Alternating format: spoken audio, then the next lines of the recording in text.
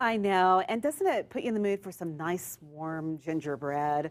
Oh, I can't wait. Well, what are the holidays without gingerbread? Today we're making Grandma Gephardt's gingerbread, and Chef David Bonderchuk is here from Scratch Catering. Hello. Welcome back. You know, I always tell you in the hall when I see you here, every time I see you, I start getting hungry. Yes. Well, Everything today is we get so to do a good. segment together, and you get to see it all. Yes. So this is, this is my great-grandma Gebhard's recipe, very Okay. old recipe, All right. and it comes together very simply. Here in the electric mixer, just go ahead and drop your butter. Right here, we've got 2/3 of a cup of unsalted butter, Okay. and to that, we're going to add the sugar. By the way, I've given this recipe to the station. They're going to be posting it on the KWGN Channel 2 website. Yes.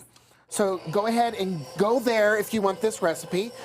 Now, while we're creaming the sugar and the butter here, I'm going to add the eggs.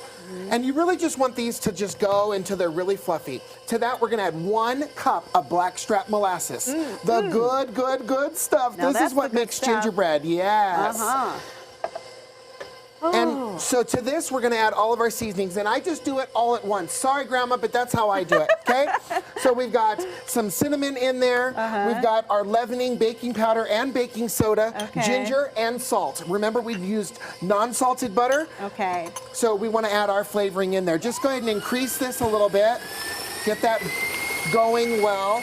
And now the real trick to this is to add the flour and the buttermilk alternating. So just leave this on low. I do on one side the flour and on the other side the buttermilk until you're basically alternating. You want this on low, or you're going to have this all over your kitchen. No, all over the kitchen stuff. I could just see it. Now, how did Grandma do that part? Same way?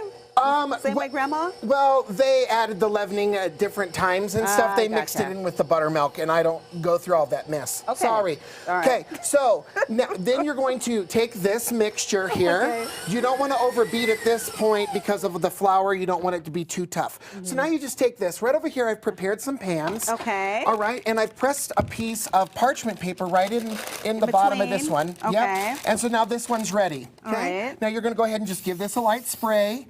And then take this batter and add it to the pans and smooth it all out. You're going to bake this at 300 degrees for about 30 minutes once you get all this in there. And then I've made some candied oranges. Now these candied oranges here boil for about an hour. But with this recipe, do not throw away that syrup. That syrup is good on French toast. It's good in drinks. And then the we've got oranges on the this. top, and we have the beautiful gingerbread. Sure. This is Grandma's, ooh, with the powdered sugar. Absolutely. Give this as gifts. Oh, Eat this for goodness. the holidays.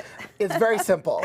Chef David Bonderchuk from Scratch Catering. Thanks I for can't wait having to me. dig into this. We're going to eat it. Oh, I love this man. Tom, Chris.